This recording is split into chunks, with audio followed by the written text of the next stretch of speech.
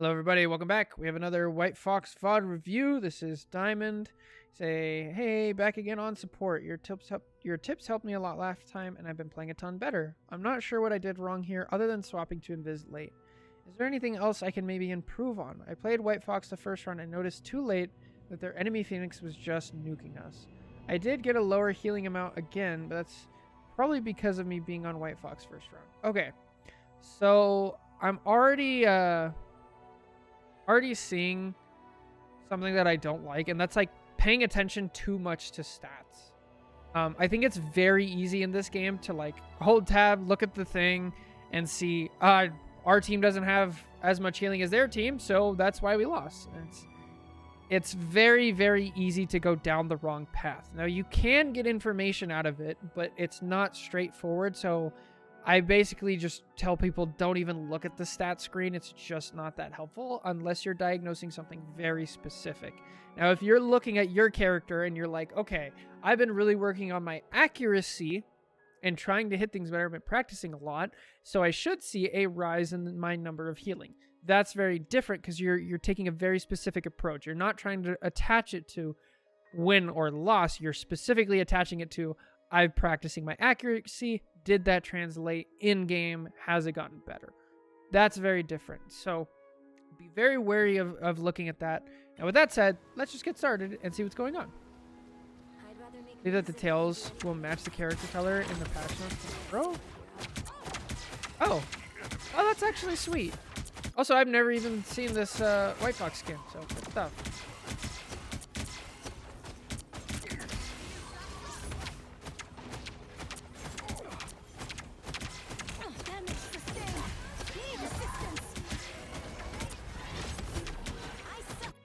Alright, so let's break down how White Fox works just to make sure we understand it, okay?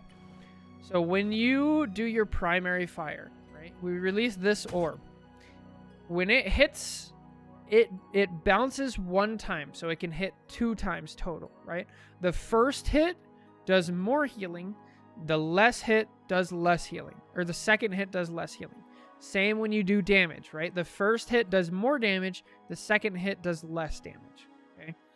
So with that being said, it bounces off the ground and then does this, like say there was a rocket flying up here or something, like a storm or something, right? This would do less healing because it already bounced once, right? So knowing that, it actually becomes really, really important that you hit all your shots very accurately. This is, a lot of people see the bouncing and they assume this is just like Cloak, when in reality, it's nothing like Cloak because you actually have to hit the shots or you lose out on, I think it's like, you get 58% less healing. I think that's the math that Churro put in chat. So I believe that's correct. Either way, even if the numbers are like slightly inaccurate, it's still a lot. And so we have to really focus on like hitting our shots and being very accurate. So we miss Namor. We missed Namor initially, and then he got healing from the second bounce. See that? And so he got less healing. And then here it happens again. He gets healing from the second bounce. Here, we miss, we get healing from the second bounce. Actually, that one got nothing because it bounced on the floor and then on here. So we got no healing out of that primary fire. So, like, don't think of White Fox as just Cloak that's different. It's actually just huge difference in numbers. And, like, you have to be so intentional. Because, like, with all that said, we miss a lot of our shots. And then right here, we're just spamming into the crowd instead of saying, like, I need to heal this person. Shooting at that person specifically. I need to heal this one. Healing that person specifically.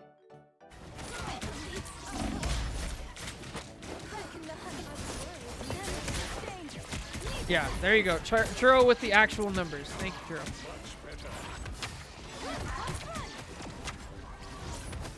Does the primary bounce from ally to ally? Yes, it bounces once. So this is also not a case where you want to be aiming at somebody's feet. I know in games, a lot of times you have a like burst and it's like, oh, well, I could just aim at the floor and then it'll probably hit them, right? That is going to reduce your effectiveness because if you hit the floor, it's not going to do 50. It'll bounce up and then only do 35. So it's a really bad habit. Do not aim at the floor.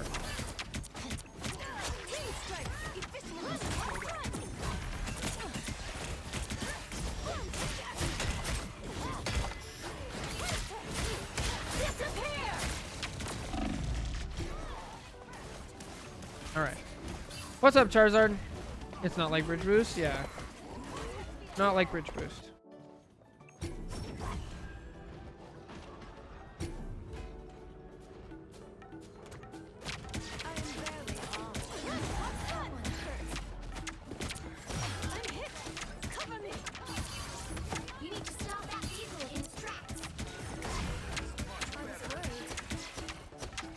Oh, speaking of which, Charizard, you haven't been around much. Are you doing all right? Or is it just that I've been gone? Hoping you're doing okay. Good to see you again. Doing fine? Good. Good to see you. Yeah, we gotta stop hitting the floor. So bad. Both? Both. Both is good. I don't mind this ult. Wow, you got deleted. Okay. So, a couple of things there. We've talked about the primary fire. Now let's talk about the other abilities.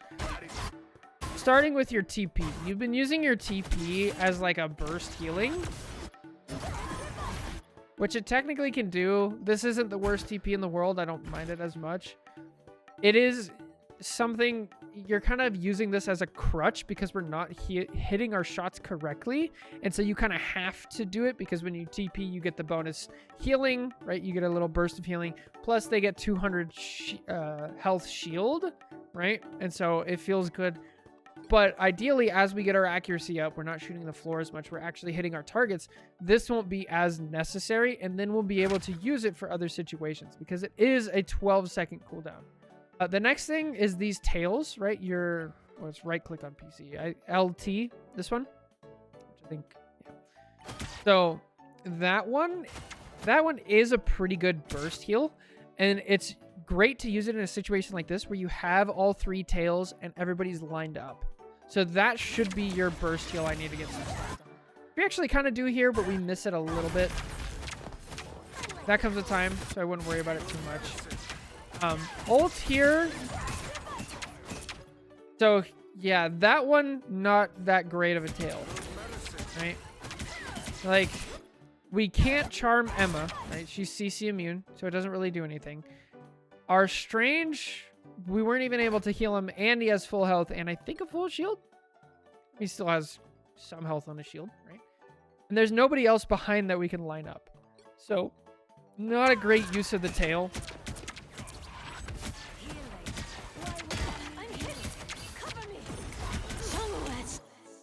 Okay, I take it back. So when you use... How do we go about this? So if you've been here before, which you have, you know that I say that support ults, until you get high up in the game, are basically purely defensive. With a couple exceptions, right? Ultron, Gambit, and now White Fox. White Fox is an exception. To be able to use her ult effectively, you have to think about it as a way to turn the tide of a battle. So when we talk about advantage states, right? Most of the time it's like one team has an advantage and the other team has a disadvantage. Or both teams have no advantage. Or one team has a slight advantage, right?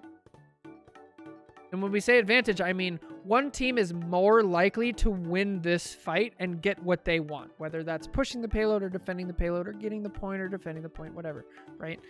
So we have basically, you're going to win the fight anyway, so you shouldn't ult. You're not going to win the fight even if you do ult, so you shouldn't ult.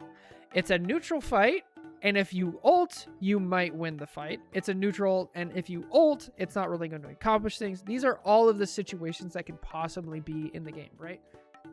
And those are just a few of the situations. We're trying to like say it out. So in order to think about White Fox ult, you have to basically be in a situation where if you don't use it, you're not going to win the fight. Hang on. I'm making this way too complicated. Basically, it's a game changer, okay? So right now, this is kind of an even fight, but you guys have no ground to take, right? This is not a good place to defend because it's right outside of spawn. There's no cover. There's no reason to push here. This is not great to push into because you box yourself in. Over here is better. So this is very neutral right now. So right here, I'm a big fan of just letting it be neutral. There's no reason to like push into this. It's like we just basically opened up a can of bad news on ourselves because all 6 of them can just shoot you, right? So that's why this is not a good situation. And then we just get obliterated.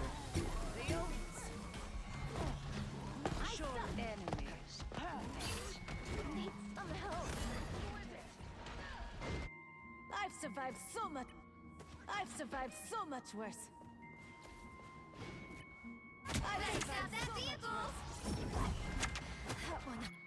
Uh-oh.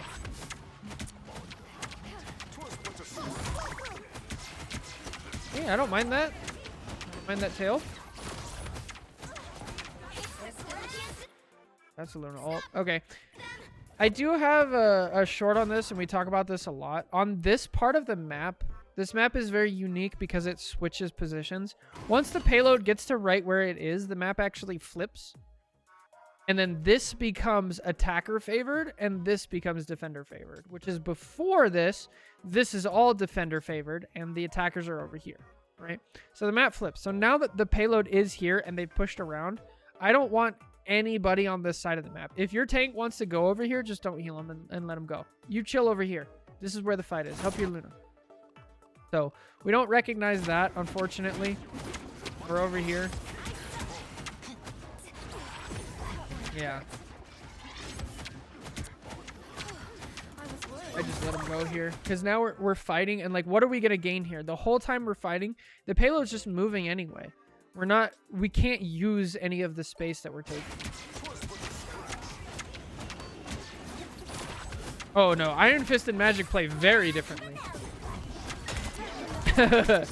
I would not compare those.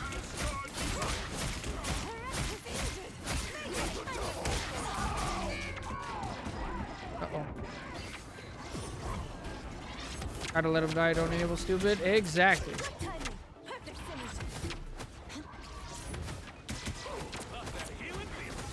Iron Fist is like Wolverine combined with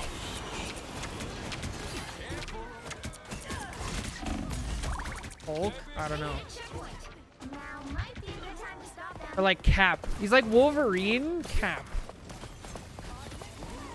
What's up, Caesar? Alright. So a lot of this fight was just because we lost the position. We lost the positioning. We're hitting our shots on the ground again. And because of that positioning mistake, we're already down 2 before we really get a chance. So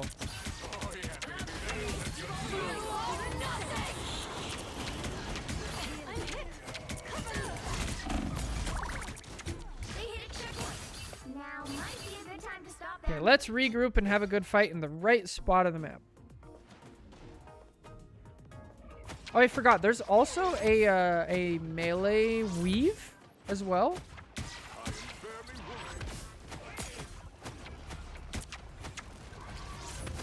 So that is attack. Look up a little bit.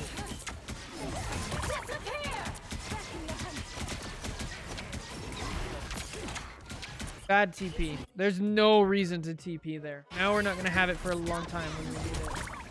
The right click would have been much better.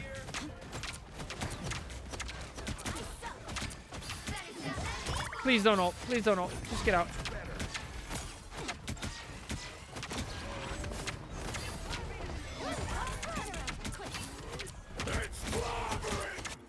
Okay. I'm not sure how many other competitive games you've played. But there's this concept called, I think it's called reticle placement. So the best example I can give is of like Siege. I don't know if you've ever played Rainbow Six Siege, right? So say I'm holding this angle, and I know somebody's about to turn the corner of this wall. Let's say like here, right? I'm waiting for somebody to turn the corner of the wall. If I put my cursor right here, it's more likely to insta-kill them because it's at head height. If I put it down here, it's not going to do much because I'm shooting at their feet, right? So when we turn the corner, right, if my cursor's down here, if I want to hit a headshot or a body shot to get most accurate, right here, I have to look up and do that. Versus if I'm already putting my cursor here, it's a very small movement. So the same can be said for how you're aiming right now as White Fox. Most of the time, look at where your cursor is. It's on the ground. It's on the ground. It's at people's feet. At this person's feet.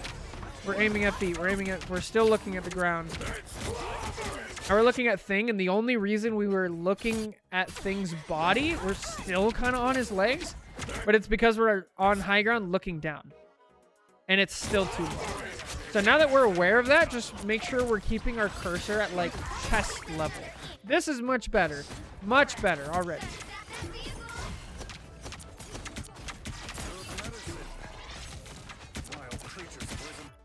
And like now we're down to looking at the ground again. Look up a little bit.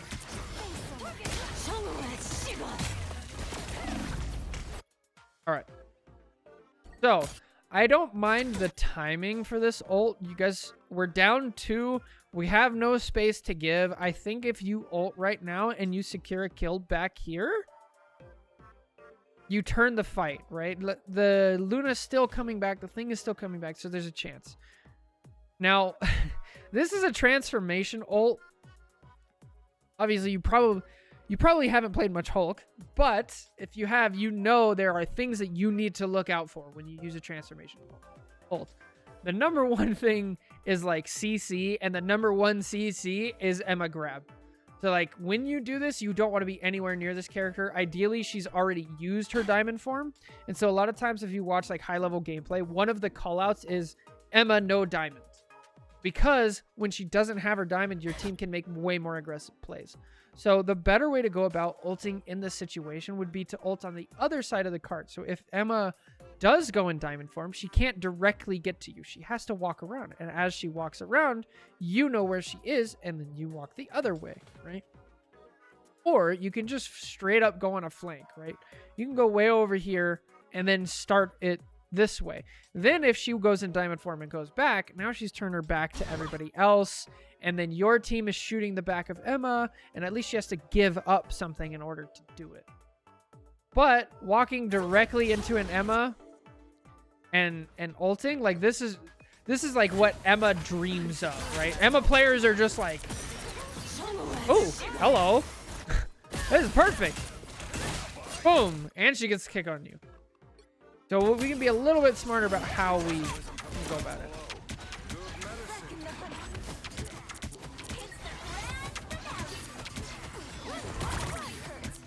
Now we want to do some damage. Nice. I am ready to put on a show. You are nothing. Find this. You could just TP out. So a little preemptive on the tail. If you don't know, the tail, when it hits your teammates, it can actually give them like, I think it's like straight up invincibility frames. I don't think it's CC immune frames. So it would be nice if like the second we hear the Namor ult, we help our team a little bit. Is a high level play that could be possible, but.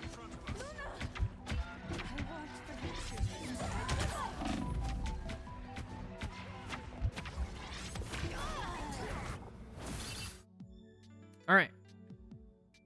What goes on next? Now we're on Invis. A lot of the same concept that we talked about still applies, by the way.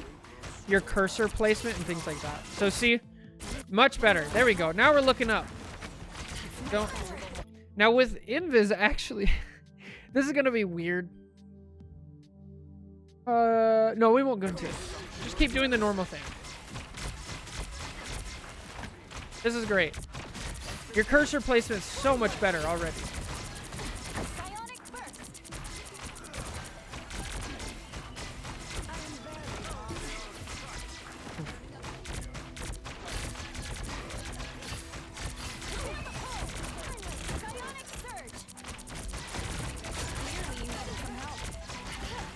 Wow, you got your ult fast. This is why you ban invis people. Holy. Pull him, pull him, pull him, pull him! Yeah! Goated pull. Because you pulled, you forced the enemy invis to ult. That's great. Let's watch it from the enemy invis. I just want to make a point of this. It's so good. You literally forced out the enemy invisible. That's great. Dang it. We wasted our advantage.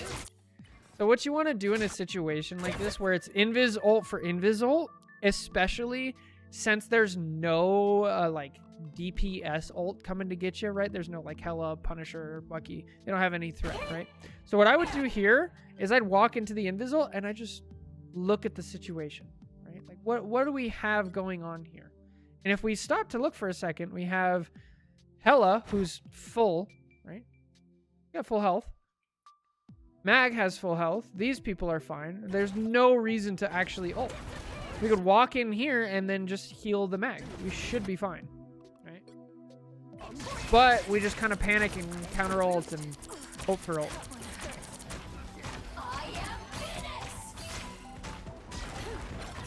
Yeah, definitely say this. Pull. So I would argue that even if we didn't ult, that would have been the same exact result, and then we could have our ult for later.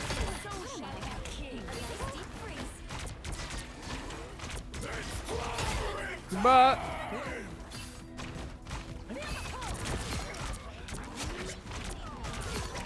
nice.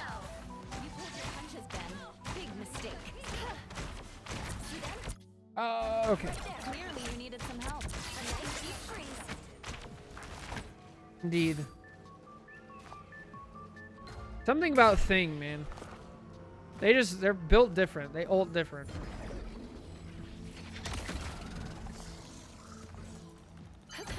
Help get that vehicle to its destination. Nice job. I'm barely harmed. They also emote different. And they aura farm different. They're just different. I believe this is Diamond 3 for console. I am ready to put on a show. Shield? Oh, just a second late. I saw the attempt though. Nice job. Nice try. Okay, back to spawn. Fantastic. Okay, Phoenix. An opportunity for combat. Get that vehicle moving again. Okay. I am barely harmed. Or just kill him. Okay. This is very strange.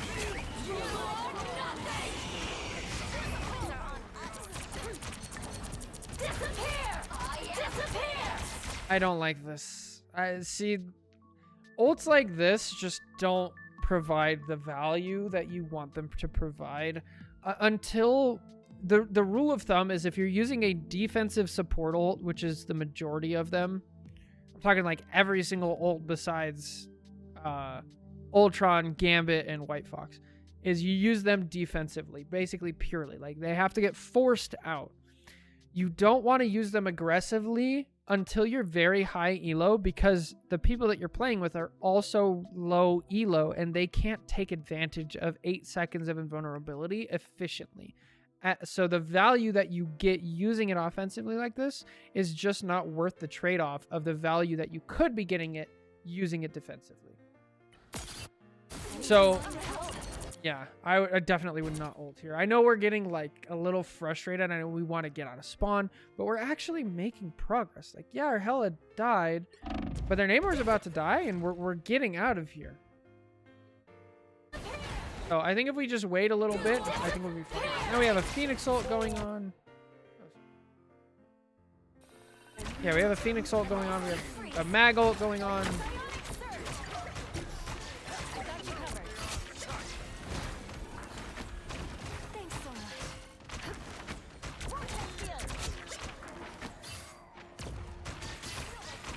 Seems Krakoa is in good hands, Magneto.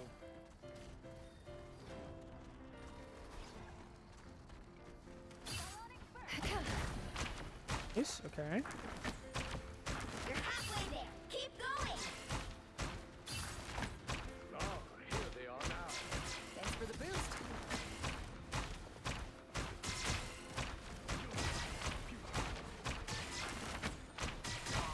Vortex field.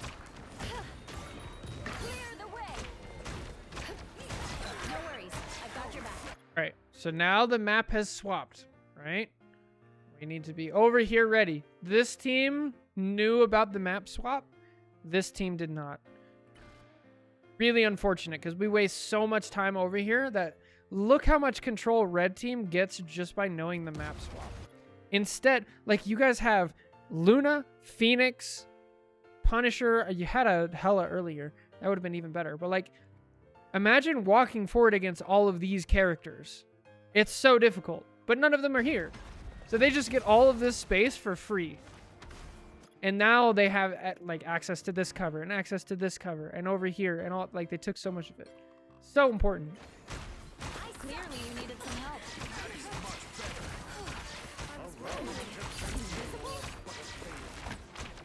Almost there. Don't turn back now.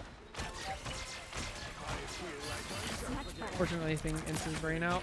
Bro, they're just different. Ah! Scary. Yeah, we did say it earlier, but yeah, it's this set of stairs right here. Once the payload gets past here, generally this is where I'd say it, but it can happen depending on the fight. It can happen in different areas, but pretty much right here. Anyone willing to help?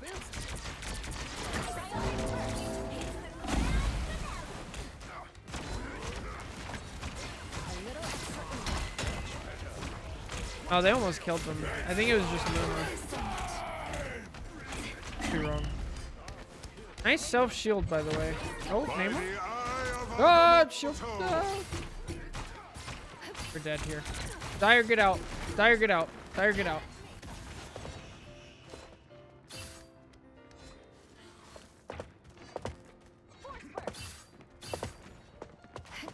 Good.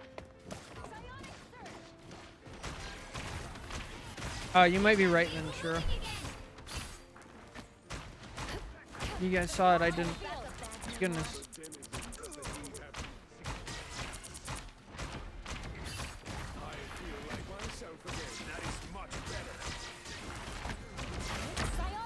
No, don't pull him yet. No, you saved him.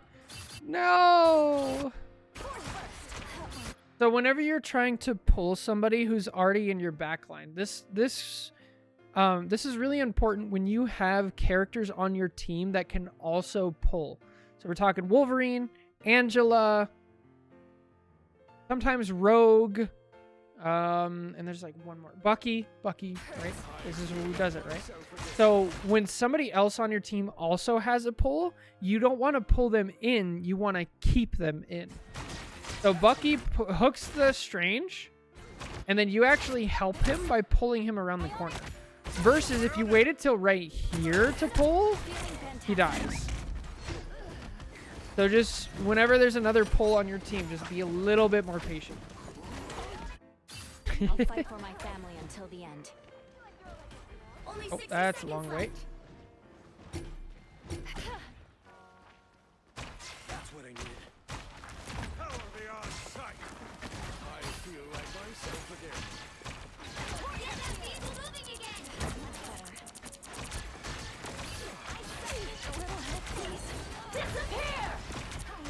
Yeah, don't like it. You're lucky that the other invis is bad and just counter ults you as well. Or else, like, you just get negative value.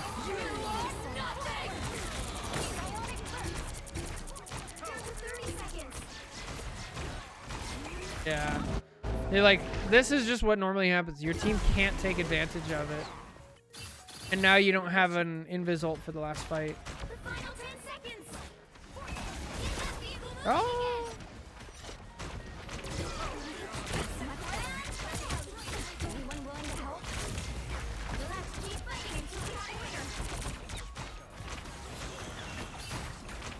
By the eye Push of up. Agamotto. Up. Okay.